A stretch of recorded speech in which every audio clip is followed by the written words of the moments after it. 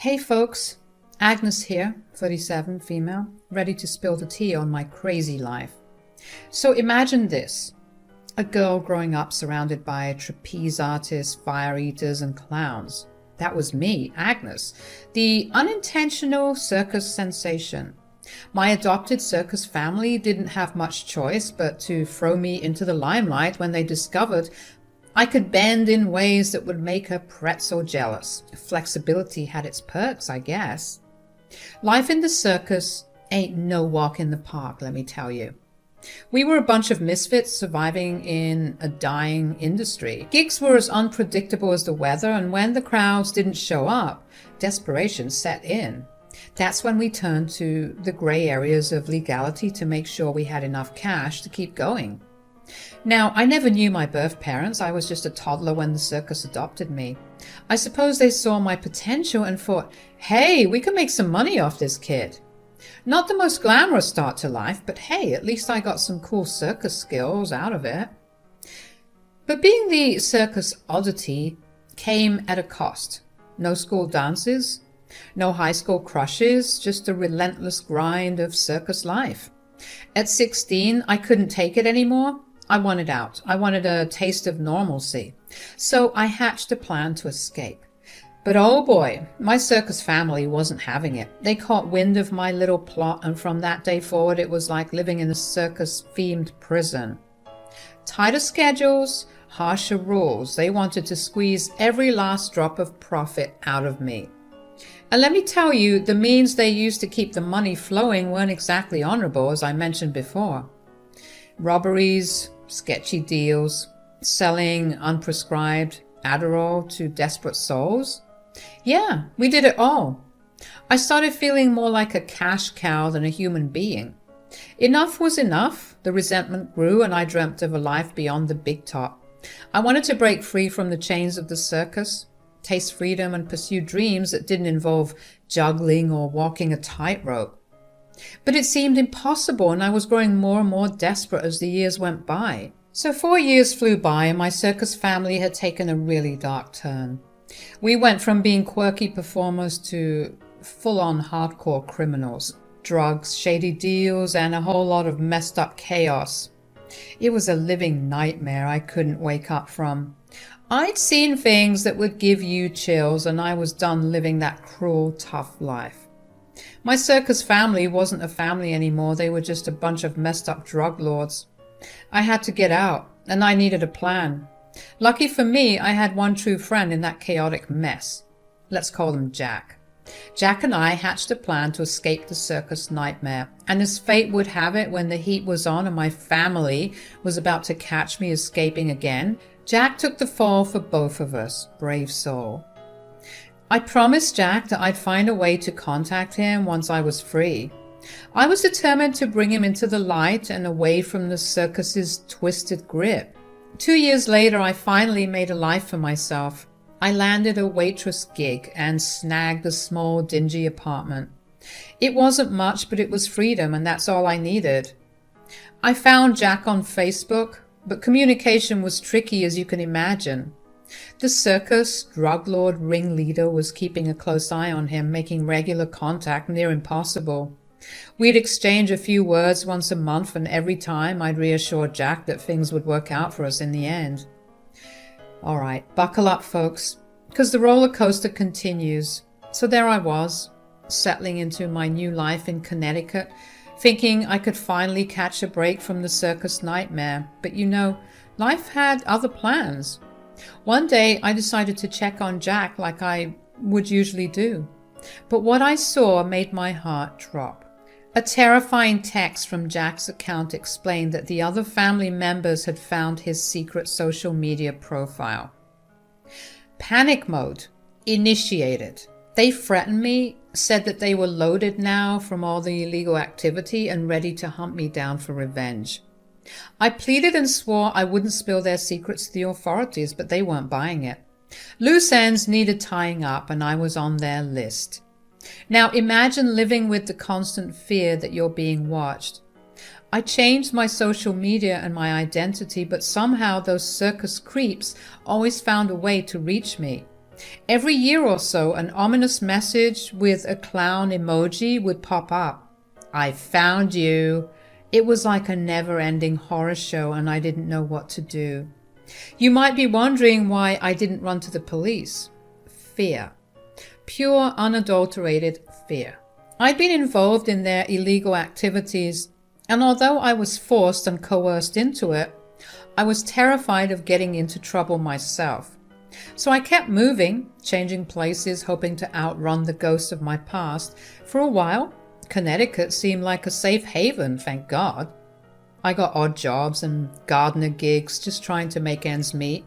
That's when I met Clinton, a nice guy who hired me for various odd jobs around his place. Clinton and I hit it off. He would always laugh at my jokes, and he found it cool that I had a background in the circus. Eventually we started dating. Things felt normal, happy even.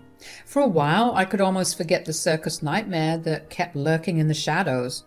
Clinton and I were on fire. Every day he'd tell me he loved me and I was falling head over heels for the guy. Love was in the air, and it wasn't long before we decided to throw a shotgun wedding.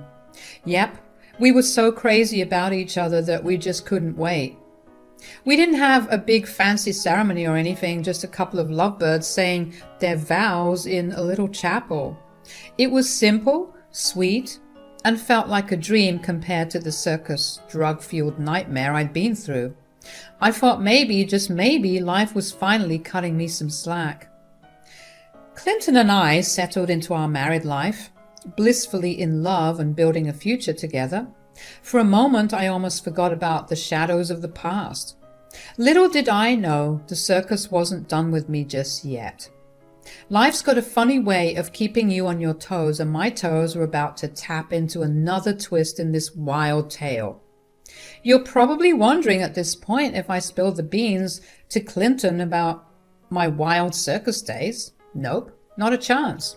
I figured it's best to keep that whole bag of crazy locked up tight. When we'd shoot the breeze about our families, I'd just toss out the orphan bomb, you know. Mentioned I didn't really have a clue if there were any other relatives lurking around. I mean, it wasn't a complete lie, so I tried not to feel too bad about it. Clinton didn't dig too deep, thinking my life was already sad enough without a proper family tree. And honestly, I was cool with that. Happy in the now, building a new life with Clinton. I didn't want my past to rain on our parade. So now it's been a year into the wedded bliss. I was doing the laundry, minding my own business as one does. As I'm sorting through the clothes, what do I stumble upon? A pair of panties that sure as heck weren't mine. I went full-blown ballistic. I mean, who wouldn't? I stormed up to Clinton, waving those mystery undies like a battle flag. He's got this deer-in-the-headlights look, stammering like a kid caught with their hands in the cookie jar, and I'm standing there demanding answers, thinking, is this guy for real? Trust me, I was ready to unleash the circus fury on him.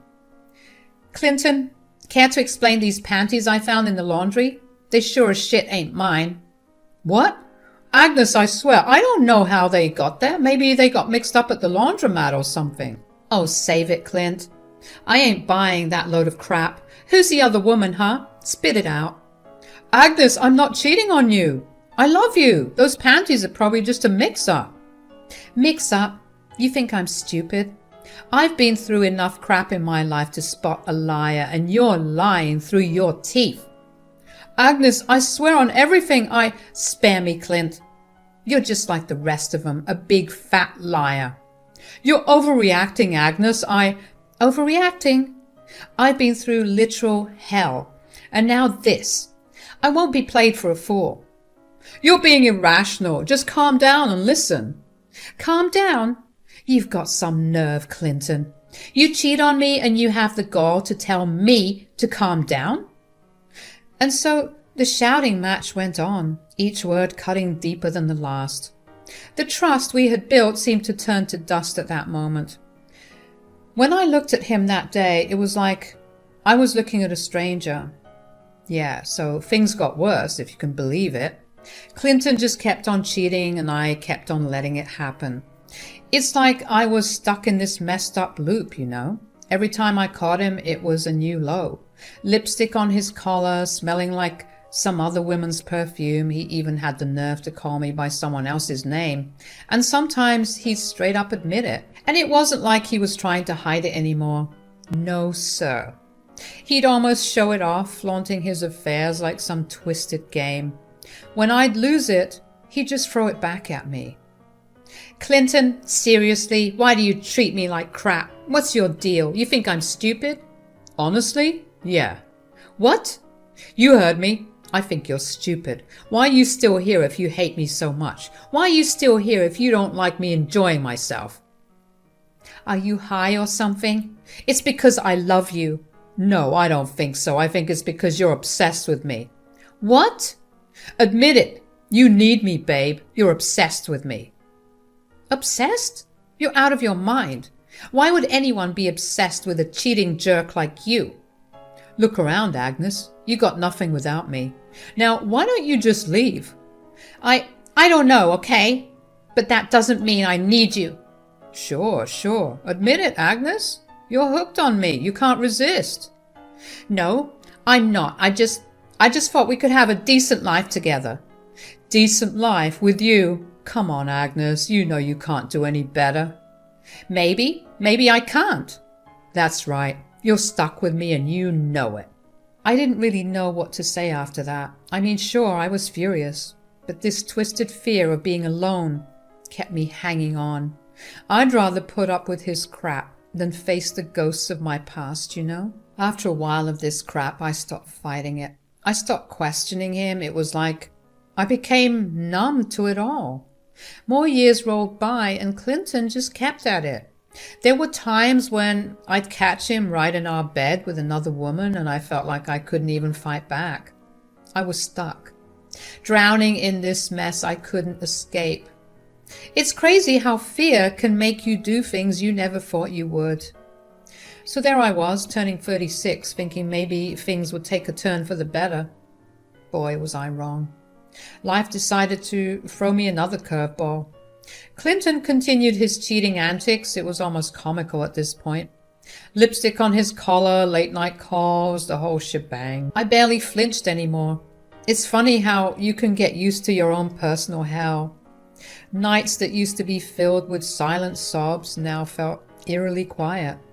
No more tears. It's like my soul has run out of water. But this is where things took a turn. You remember that toxic circus family I mentioned earlier? Yeah. Turns out they found me. Got a nice little DM on my Instagram saying, "Nice try," when they figured out I was going by a different name and decided to drop me a threatening note. I felt a chill run down my spine. How the heck did they find me again? I changed my name, my location, everything. It felt like they had eyes everywhere, and suddenly all the old fears and nightmares came rushing back.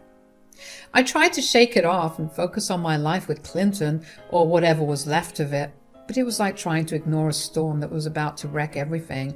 I couldn't escape the feeling that my past was catching up, and it was bringing a world of trouble with it.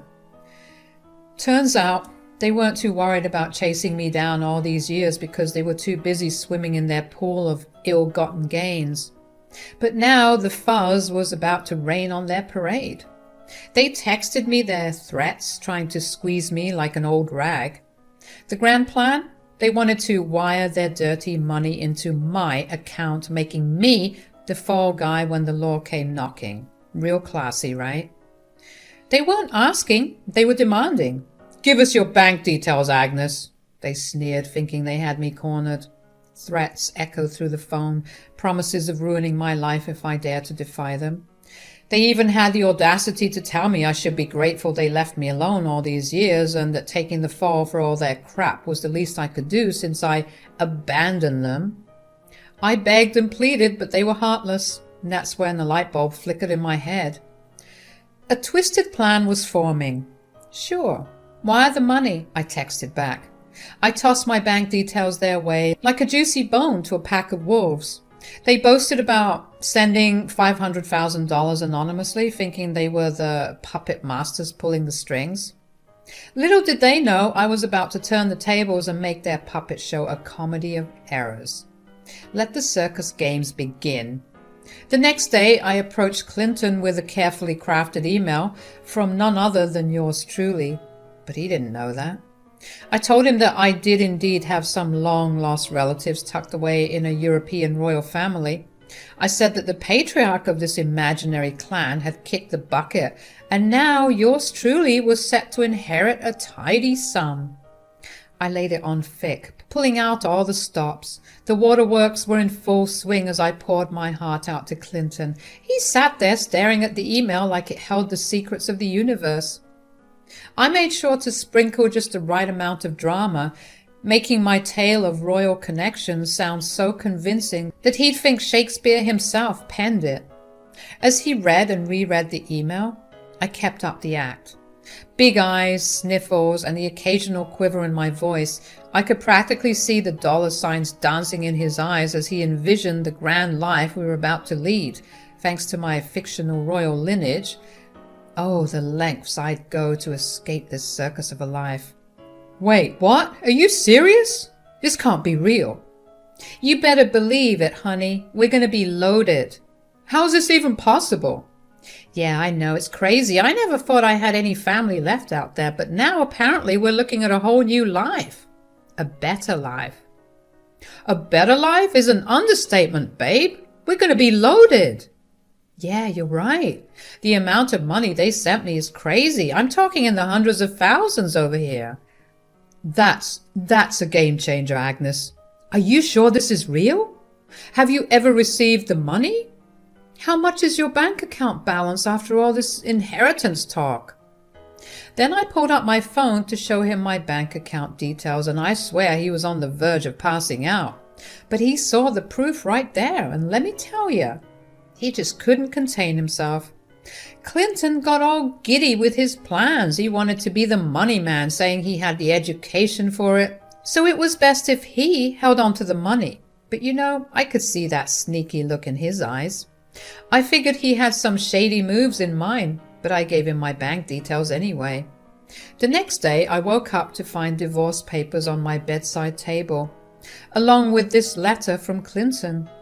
He spilled the beans about grabbing the whole $500,000 and proudly announced he was off to shack up with his supposedly better girlfriend. According to him, I was dumb for trusting him with the cash, and he made it clear we'd never see each other again and that he played me. He said that he was expecting me to be out of his house by sundown and to leave the keys on the front porch so that he could get his things and move on with his life too. But I was the one who was going to get the last laugh. In fact, that's exactly what I did. I laughed and I laughed and I laughed some more, realizing that this was exactly what I wanted to happen. This was what I was waiting for. I wanted Clinton to take the fall for that dirty circus money. This was going to be my payback for all those years of humiliating me and cheating on me. So after he made his grand exit with the cash, I couldn't stick around. They could trace it back to me, no doubt. But packing up my life at a moment's notice was one skill the circus drilled into me. So in a flash, I got rid of any trace that I'd been living there, tossed my clothes, lost my IDs, even burned some evidence of me ever being in that house. I even burned the divorce papers. I didn't even want people to know that Clinton and I had any sort of association, and I know that getting rid of all that evidence would make him go crazy trying to link things back to me once he would get caught. That was it. No looking back. I hit the road, running away from the life I'd been leading for the past decade. I'm not going to lie. I was scared that my plan wouldn't work. What with Clinton obviously trying to plead his innocence and then revealing that the money had actually belonged to a certain Agnes, who was his wife. But then I got some wonderful news not long after my little stunt. A few weeks later, I saw Clinton's face plastered on the front page of the local newspaper. He got arrested for fraud, all thanks to that money in his account. Safe to say, I was finally in the clear. I couldn't resist digging into the whole Clinton debacle. The story in the newspapers was like a script for a bad sitcom, and I needed to know all the juicy details. Turns out the police thought Clinton was a total nut job. I mean, who screams and yells about his wife being the mastermind behind some sketchy $500,000 inheritance? But the cops weren't buying into his act. No one inherits that kind of cash out of the blue. Even his string of girlfriends didn't help his case. They were clueless about me, thinking it was just another one of his wild stories to escape the clutches of accountability. Needless to say, his side chicks weren't too happy to find out that they weren't the only ones of his lovers, so they had no trouble cutting ties with him and making him seem like Jack the Ripper in the eyes of the law because of his deceit. When the police raided his place, they found no trace of any Agnes living there. Every move Clinton made to prove his innocence just made him look even more guilty. The newspapers were having a field day with headlines like "Mad Men's Imaginary Heiress" and "Delusional Husband on the Loose." They even mentioned that he was going for psych evaluations tagged as clearly delusional and a potential threat to society. Now that brought a smile to my face. I couldn't help but laugh at the sheer absurdity of it all. Maybe justice was finally catching up with him. There were quotes from Clinton in the newspapers saying things like, "Agnes, I don't know what you've done, but I'm going to find you and I'm going to get you." It sounded more like a bad movie line than an actual threat. Honestly, it was nowhere near as threatening or scary as the text I used to get from my crazy circus family. Needless to say, I was used to being threatened by people with actual power, mind you. So I wasn't scared about what stupid old Clinton would try and do to me. Besides, he was the one stuck in a jail cell, so I think I'll be fine. I decided it was time to pull off another disappearing act, change my identity, move somewhere where no one knew me, and try to live out the rest of my days without being watched or hounded by the ghosts of my past. Again, I was glad. I got the last laugh. Finally, I had the revenge I deserved after being cheated on for so long. I couldn't get revenge on my circus family, but at least I could teach that cheating scumbag a lesson. The more Clinton talked about his wife being from the circus and not being a usual member of society made him sound more and more crazier. Right now, I'm living in a different city under a different name, working odd jobs, glad to be free of him. And here's to hoping my circus family won't show up anytime soon. I just had to share my story because it was something that I never thought would happen to me, and I just had to say it. Tell it to anyone just so I could relieve some of this pressure, you know? Anyways, it must suck to be Clinton right now, thinking that he could play me by stealing all my money. Well, I guess that's just what happens when you're a greedy bastard and you want more than what you already have.